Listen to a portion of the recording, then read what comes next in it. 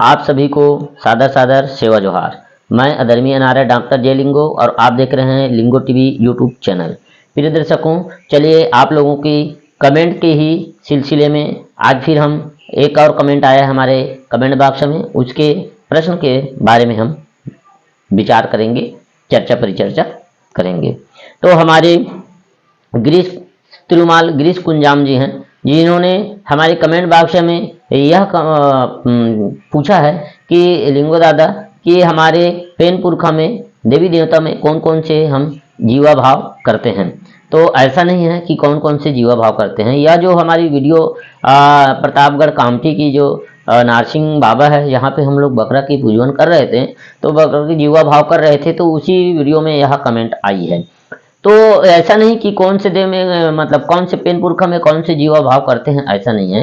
वो तो जीवा भाव की व्यवस्था और जो उनकी पूजा विधि की व्यवस्था, तो उस क्षेत्र की मान्यता, उन क्षेत्र की चलागत, उस परिवार की चलागत, उस पेन थाना की चलागत के अनुसार रहता है। ऐसा नहीं कि कहीं भी जाके कुछ भी कर दे, इस टाइप का नहीं रहता है। तो हमारी जो प्रतापगढ़ जो कामठी है, जहाँ ध्रुवा बलकरिया ध्रुवा राजाओं की, गौड़ राजाओं की एक राज सत्ता थी, और उसके बाद फिर वहाँ से ट्रांसफ़र होकर पंडरिया आया। पंडरिया के बाद और कई जगह उनकी परिवार के लोग सब वहाँ राज सत्ता चलाएं। तो आज भी वहाँ पे प्राचीन हमारे हाथी के ऊपर शेर जो शिलाकृति में बना हुआ है, और शिलाकृति में बना हुआ है हाथी के ऊपर शेर, भीमाल पेन, कंकालीन दाई, सल्ला गांगरा, ये सब चीज़ वहाँ पे आज भी विद्यमान है। तो जिसकी अर्जी सेवा मन्नत बदना जैसे भी होते हैं वो सब लोग वहाँ करते हैं। लोगों की एक माइथोलॉजी है, मिथक है, मान्यता है, और उस मान्यता के अनुसार हम युवा भाव करते हैं। नारसिंह यानी नार की पेन पुरखा होता है, तो नारसिंह यानी नार का राजा, तो गांव का राजा, तो उस नारसिंह का हम लोग खैरा बकरा, लाल खैरा बकरा का दे करके जीवा भाव कर रहे थे। तो इस प्रकार से ऐसे होता है।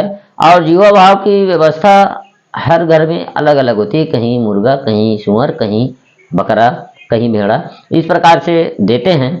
और ये भी हम यह कटाक्ष नहीं कर सकते कि नहीं ये देव में ये चलता है, यहाँ ये नहीं चलेगा, या फिर ये नहीं चलता है, फिर ये कैसे चला दिए, इस टाइप का बोलना उचित नहीं है। क्योंकि उस घर की परंपरा, उस घर की चलागत, उनकी मान्यता के अनुसार पे वहाँ की जो पूजा विधि होती, गंगो विधि होती है, जीवा भाव विधि होती है। जैसे अब आप प्रायः देखे होंगे कि कई ऐसे स्थान है जहाँ बाबा देव बोलते हैं, जिसको गांजा की वो चढ़ाते हैं, गांजा बूटी चढ़ाते हैं, और उसके बाद फिर वहाँ रोट मलिदा भी चढ़ाते हैं, चिमटा और सफ़ेद ध्वजा चढ़ाते हैं कई घरों में।